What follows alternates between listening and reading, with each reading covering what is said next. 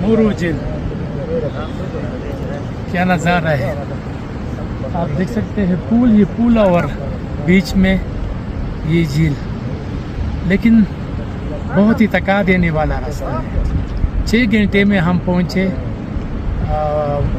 मैदान बांडा से, और 3.5-4 घंटे हमें लगे खड़खड़ाई झील से मैदान बांडा तक।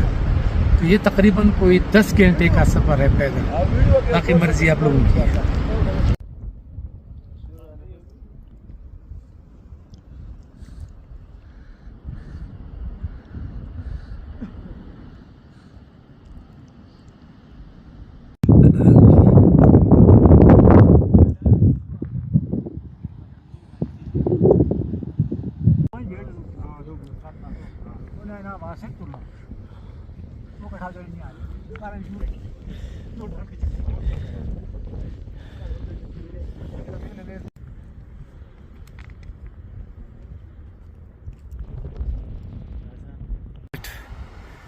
ये भी नामालूम झील बहुत ही ज़्यादा खूबसूरत, और हम ऊपर से इसको कवर कर रहे हैं।